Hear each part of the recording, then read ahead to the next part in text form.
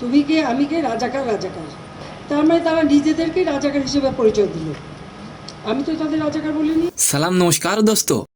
অবশেষে প্রধানমন্ত্রী শেখ হাসিনা কোটা সংস্কার আন্দোলনরত শিক্ষার্থীর উদ্দেশ্যে একটি অবাক করা কথা বলেছেন, যেটি শুনলে আপনিও অবাক হয়ে যেতে পারেন। তো কি অবস্থা, কেমন আছেন? আমি নিউন বাওয়ার গাইজ। আজকের ফার্স্ট নিউজটি থাকবে কোটা আন্দোলনরত শিক্ষার্থীর উদ্দেশ্যে অবাক করা কথা বলেন প্রধানমন্ত্রী, এন্ড সেকেন্ড নিউজটি থাকবে তৃতীয় সন্তানের বাবা হলেন নেইমার, অবশেষে সামলে আনলেন বাচ্চাকে, এন্ড লাস্ট নিউজটি থাকবে অবশেষে কলকি সিনেমা 1000 কোটি ইনকাম করেছে এই বিষয়টি নিয়ে। তো আশা করি ভিডিওটি সম্পূর্ণ দেখবেন।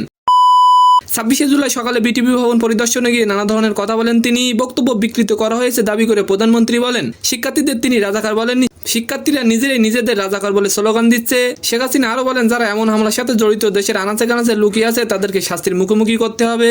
আর এবার আলোচনা করব 9 মাসের ব্যবধানে তৃতীয় সন্তানের বাবা হলেন নেইমার। গত বছর পৃথিবীতে এসেছে তার প্রথম মেয়ে মাভি। এরই মধ্যে জানা গেল চমক জাগানো খবর, ফের সন্তানের বাবা হয়েছেন নেইমার। নেইমার অনেকটা চুপিসারে পৃথিবীতে স্বাগত জানিয়েছেন তার দ্বিতীয় কন্যা হেলেনকে। গত 19শে জুলাই সভ্য জন্ম নেওয়া মেয়েকে সঙ্গে নিয়ে এই খবরটি জানান নেইমার।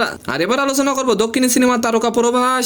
তার অভিনীত বহুল আলোচিত সিনেমা কলকি 2898 AD 27 জুন বিশ্বের 5600 স্ক্রিনে মুক্তি পায় সিনেমাটি। শেখ নীলকের তথ্য অনুসারে কলকি মুক্তি 27 দিনে শুধুমাত্র ভারতে আয় করেছে 737 কোটি রুপি, আর বিশ্বব্যাপী সিনেমাটি মোট আয় করেছে 1008 কোটি রুপি, যা বাংলাদেশি মুদ্রায় 1416 কোটি টাকা। তো সম্মানিত দর্শক, আজকের ভিডিওটি কেমন লাগলো অবশ্যই কমেন্ট বক্সে জানাবেন। আর ভিডিওটি যদি ভালো লাগে অবশ্যই একটি লাইক দিয়ে আমাদের চ্যানেলটিকে সাবস্ক্রাইব করে দিবেন। ধন্যবাদ।